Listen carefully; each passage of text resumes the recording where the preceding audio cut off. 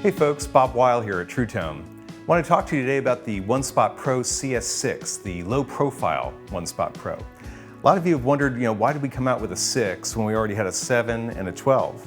And the answer is this. If you watch my hand here, here's the 12, here's the 7, and there's the 6. Notice it's a lot lower profile. It's a lot shorter height there. And the reason for that is so that it can fit under flat pedal boards like this pedal train Metro or a Nano, or other flat pedal boards as well. As you can see, I've got it mounted right here. Next to these lovely Truetone pedals right here, I'm powering up a Puretone buffer, a Route 66, a VSXO, or XO as we call it, Jekyll and Hyde, and an H2O, and then coming out of the second stereo output of the H2O to this little tuner right here. That's 6 pedals, all being completely isolated from each other power-wise, and each getting their own power and staying absolutely quiet. Cool thing too about the SPOT Pro, all of them, is that they don't have big transformers in them. In fact, they don't really have transformers in them except for a little flyback. And what that means is you can mount it right under drive pedals even without any proximity noise. There's not going to be any transformer hum that you might have experienced with other power supplies that use transformers, which most of them do. It's super easy to mount under any pedal board like this. We give you a little drill template which has 3 holes in it. You just line it up under here, drill the holes on the other side, put the screws in. It takes like 2 minutes. There's already a video that I've done on YouTube about that if you want to check that out for yourself. We also give you a handy owner's manual that's actually useful. It has tips in there on how to power certain types of specific pedals. And we give you the usual batch of cables here as well, which are color-coded for length and other things.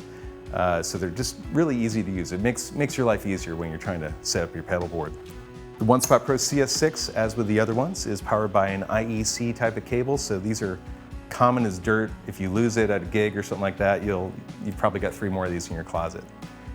And you can take this anywhere in the world if you happen to be an international traveler. You can take this to Europe and it'll run off 240, bring it to America, it'll run off 120, bring it to Japan, 100, etc. It automatically switches the incoming voltage to the proper output voltages. In this case, we've got a pair of high current 9 volts right here, which can handle anything from low current to high current. That's how that works. And also a pair of 9 or 12 volt switchable outputs right here, switchable by these little dip switches here, and a pair of 9 or 18 volt switchable outputs as well. So it's super versatile. Honestly, there's nothing out there right now that's as versatile as this in a small, low-profile, high-power package. Speaking of high power, we've actually run a Line 6 HX effects pedal off of one of these high current outputs before, which is amazing because it says 500 milliamps and that thing gobbles up over an amp, but it can handle it. Why can it handle it? Not sure, but it's part of the magic of what's in the SPOT Pro.